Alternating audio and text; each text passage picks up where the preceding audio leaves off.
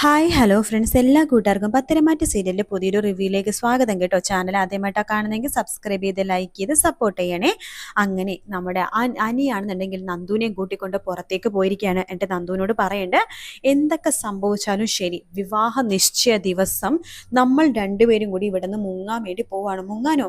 അതൊന്നും നടക്കില്ല, എനിക്ക് അതിനൊന്നും പറ്റില്ല എന്ന് പറയാണ്. എന്തുകൊണ്ട് പറ്റില്ല നന്ദു? നീ വെറുതെ കളിക്കല്ലേ.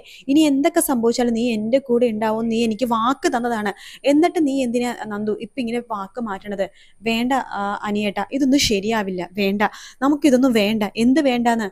നീ എന്നെ ഉപേക്ഷിക്കണമെങ്കിൽ ഉപേക്ഷിച്ചു പോയിക്കോ. പക്ഷെ ഒരു കാര്യം, വിവാഹ നിശ്ചയത്തിന് പങ്കെടുക്കാൻ വേണ്ടി ഞാൻ അവിടെ ഉണ്ടാവില്ല. അതിനേക്കാൾ നല്ലത് ഈ അനി മരിക്കുന്നതാണ് എന്നൊക്കെ പറയാണ്. അത് കേൾക്കുമ്പോൾ നന്ദുക്കും എന്തോ പോലെ ആവാട്ടെ. ഈശ്വര, ഈ അനിയേട്ടൻ എന്താ ഇങ്ങനെയൊക്കെ പറയണത്?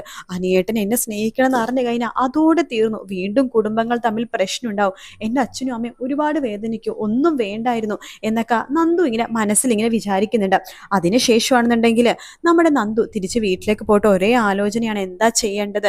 അതായത് വിവാഹ നിശ്ചയം ഞായറാഴ്ച നടക്കാൻ വേണ്ടി പോവാണ്. അനിയാണെന്നുണ്ടെങ്കിൽ നന്ദുവിന്റെ പുറകെ നടന്നുകൊണ്ടിരിക്കുകയാണ്. നന്ദു അനിയുടെ കൂടെ പോയില്ല എന്നാണെന്നുണ്ടെങ്കിൽ അനി ആത്മഹത്യ ചെയ്യുമെന്ന് ഭീഷണി മുഴക്കിയിരിക്കുകയാണ്. ഇനിയിപ്പോൾ എന്താ ചെയ്യേണ്ടത്? ഈ കാര്യം ആർക്കും പറയാനും പറ്റാത്ത അവസ്ഥയാണ്. പറഞ്ഞു കഴിഞ്ഞാൽ എല്ലാവരും ചതിക്കുകയാണെന്ന് വിചാരിക്കില്ലേ? എന്തായാലും അനീനെ ആത്മഹത്യയിലേക്ക് പറഞ്ഞു വിടാൻ പറ്റില്ല. ഇനിയിപ്പോൾ മറ്റുള്ളവർ വേദനിക്കുന്നത് നോക്കേണ്ട കാര്യമില്ല. തനിക്കൊരു കുടുംബജീവിതം ഉണ്ടെങ്കിൽ അത് അനിയായിട്ടേ ഉള്ളൂ, ഇല്ലെങ്കിൽ കുടുംബജീവിതം ഇല്ല എന്ന് തന്നെ തീരുമാനിക്കുകയാണ് നമ്മുടെ നന്ദു കേട്ടോ. അതേസമയം മാളവികയുടെ സത്യങ്ങളൊക്കെ പറയുന്നുണ്ട് നമ്മുടെ ആദർശ്. മാളവികയെ ശ്രദ്ധിക്കണം, സൂക്ഷിക്കണം.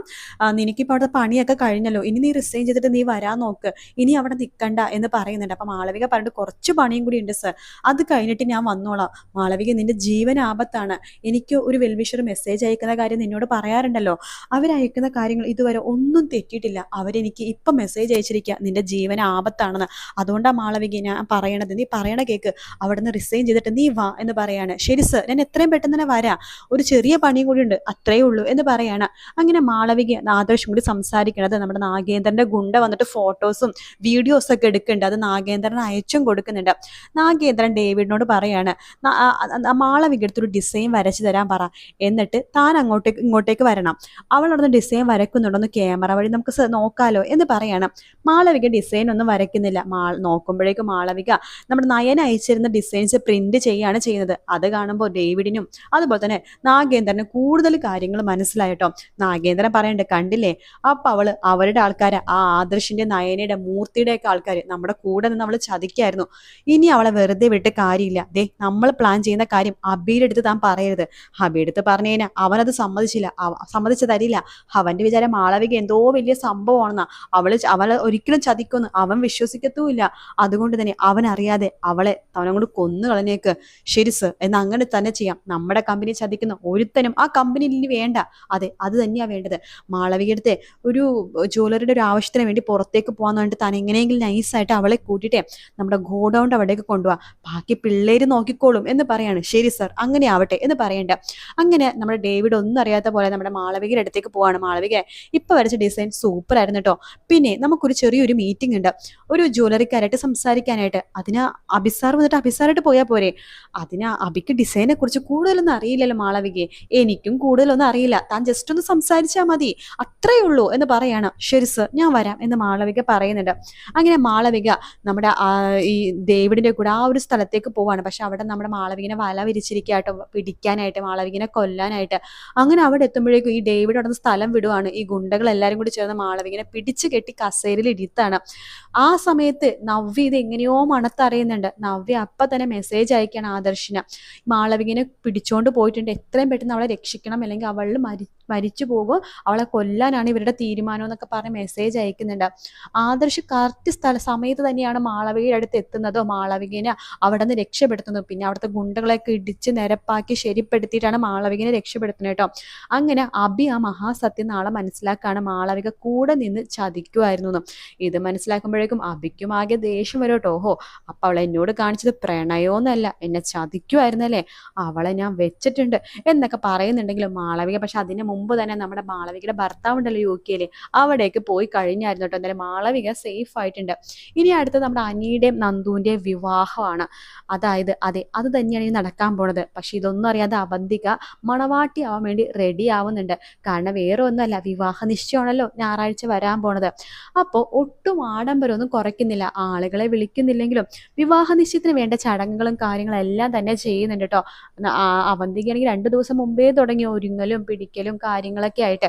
അപ്പൊ ജലജ പറയണ്ട്, മോളെ നോക്ക്, നീ അനിയനെ കെട്ടിക്കഴിഞ്ഞാലേ നീയാണ് ഇനി മൂർത്തി ജ്വല്ലറിയുടെ MDയുടെ ഭാര്യ. ഇത്രയും നാൾ അവളായിരുന്നു അഹങ്കാരി നയന, ആദർശിന്റെ ഭാര്യ എന്ന് പറഞ്ഞിട്ട് പറഞ്ഞ് നടക്കായിരുന്നില്ല അവള് മൂർത്തി ജ്വല്ലറിലെ MDയുടെ ഭാര്യയാണ്. ഇനി മുതൽ ആ പേര് നിനക്ക് സ്വന്തമാ. ദേ അമ്മേ, കുശുമ്പും കുഞ്ഞായ്മയൊന്നും വേണ്ട. എനിക്ക് അനിയേട്ടന്റെ ആ ഭാര്യയായിരിക്കാൻ ഇരുന്നാൽ മതി, അല്ലാതെ അതിനപ്പുറം എനിക്ക് ഒന്നും വേണമെന്ന് ആഗ്രഹമൊന്നും ഇല്ല എന്നൊക്കെ പറഞ്ഞിട്ട് അവന്തിക അപ്പുറത്തേക്ക് പോകുന്നുണ്ട്. ഇത് നവ്യ കേൾക്കുന്നുണ്ട്. അവൾക്ക് ആഗ്രഹമില്ല പോലും. ചതിച്ച് വഞ്ചകി, ഇവിടെ തനി നിറം പുറത്തു കൊണ്ടുവന്നേ പറ്റൂ. എന്തായാലും വിവാഹ നിശ്ചയം നടക്കാനൊന്നും പോകുന്നില്ല. എൻ്റെ നന്ദുവിനല്ലാതെ വേറൊരുത്തിന് അനി വിവാഹം കഴിക്കില്ല. വിവാഹ നിശ്ചയം വൻ ട്വിസ്റ്റാ നടക്കാൻ പോണത് എന്നൊക്കെ നവ്യെ മനസ്സിലിങ്ങനെ വിചാരിക്കണ്ട കേട്ടോ. അങ്ങനെ വിവാഹ നിശ്ചയ ദിവസമായി. അനി നമ്മുടെ നന്ദുവിന് മെസ്സേജ് അയച്ചുകൊണ്ടിരിക്കുകയാണ്. നന്ദു, വിവാഹ നിശ്ചയത്തിന് മുഹൂർത്തത്തിന് സമയമായിക്കൊണ്ടിരിക്കുകയാണ്. ഇവർ പറഞ്ഞിരിക്കുന്ന ആ ഒരു വിവാഹ നിശ്ചയത്തിന് മോതിരം മാറ്റുന്ന ആ ഒരു സമയമുണ്ടല്ലോ, ആ സമയത്ത് ഞാൻ നിന്റെ വിരലിലായിരിക്കും മോതിരം മാറ്റാൻ പോണത്. നന്ദു, ഞാൻ പറയുന്ന സ്ഥലത്ത് നീ വന്നേ പറ്റൂ. നമ്മുടെ വിവാഹമാണ് ഇന്ന് നടക്കാൻ പോണത്, അല്ലാതെ എൻ്റെയും അവന്തികയുടെ വിവാഹ നിശ്ചയമല്ല. അപ്പൊ നന്ദു പറഞ്ഞത് അത് നിയമവിരുദ്ധമാണ് അനി. നമ്മൾ തമ്മിലെ വിവാഹം അങ്ങനെ കഴിക്കാൻ പാടില്ല.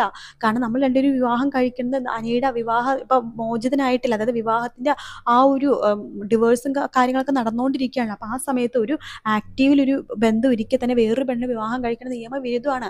അതെന്തെങ്കിലുമൊക്കെ ആയിക്കോട്ടെ, എന്തായാലും തൻ്റെ കഴുത്തിലേ ഞാൻ താലി ചാർത്തുള്ളൂ. ഇന്നൊരു വിവാഹ നിശ്ചയ ചടങ്ങ് എനിക്കുണ്ടെന്നുണ്ടെങ്കിൽ അത് എൻ്റെയും തൻ്റെ ആയിരിക്കും.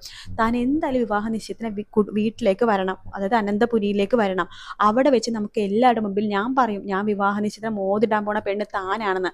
താൻ അപ്പം എൻ്റെ കൂടെ നിൽക്കണം. അഥവാ നന്ദു നീ എൻ്റെ കൂടെ നിന്നില്ല എന്നാണെന്നുണ്ടെങ്കിൽ അടുത്ത നിമിഷം ഈ അനി മരിച്ചിരിക്കും നിന്റെ കണ്ണുമുമ്പിൽ തന്നെ. പിന്നെ ആർക്കും അനി ഒരു ഭാരമാവില്ല. ഇത് അവസാന വാക്കാണ് അനിയുടെ എന്ന് പറഞ്ഞിട്ട് അനി ഫോൺ വെക്കാണ്. നന്ദുക്ക് എന്ത് ചെയ്യണമെന്ന് അറിയില്ല.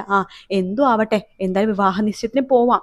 എന്നിട്ട് ഒന്നും കൂടെ അനിയടുത്തൊന്ന് സംസാരിച്ച് നോക്കാം. അത് അവന്തികയുടെ ആയിട്ടുള്ള ബന്ധത്തിന് സമ്മതിക്കണം, കുടുംബത്തിലെല്ലാവരും അത് ആഗ്രഹിക്കുന്നുണ്ടെന്നൊക്കെ പറഞ്ഞ് സംസാരിച്ച് നോക്കാം.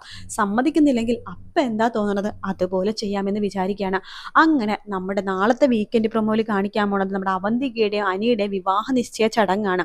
പക്ഷെ അതിൽ ട്വിസ്റ്റോട് കൂടി ട്വിസ്റ്റാണ്. വേറൊന്നല്ല, നടക്കാൻ പോണത് അവരുടെ ആണെന്നൊക്കെ പറയുന്നുണ്ടെങ്കിലും റിയൽ നടക്കാൻ പോണത് അനിയുടെ നന്ദുവിന്റെ വിവാഹ നിശ്ചയം തന്നെയാണ് കേട്ടോ. എങ്ങനെ നടക്കും എന്നൊക്കെയുള്ള നമുക്ക് നാളത്തെ വീക്കെൻഡ് പ്രൊമോയിലെ അറിയാൻ സാധിക്കുള്ളൂ. എന്തായാലും അനിയുടെ നന്ദുവിന്റെ വിവാഹം ഉടനെ നടക്കുന്ന രീതി തന്നെയാണ് നമുക്ക് ഇനി അങ്ങോട്ടുള്ള എപ്പിസോഡ്സിൽ കാണാൻ വേണ്ടി പോകുന്നത് കേട്ടോ. അപ്പോൾ വീഡിയോ ഇഷ്ടപ്പെടുകയാണെന്നുണ്ടെങ്കിൽ ലൈക്ക് ചെയ്യാനും അതുപോലെ തന്നെ സബ്സ്ക്രൈബ് ചെയ്യാനും പിന്നെ കമൻറ്റ് ചെയ്യാനും മറക്കല്ലേ. മറ്റൊരു വീഡിയോ ആയിട്ട് വീണ്ടും കാണാം. എല്ലാവർക്കും ടേക്ക് കെയർ. Bye bye.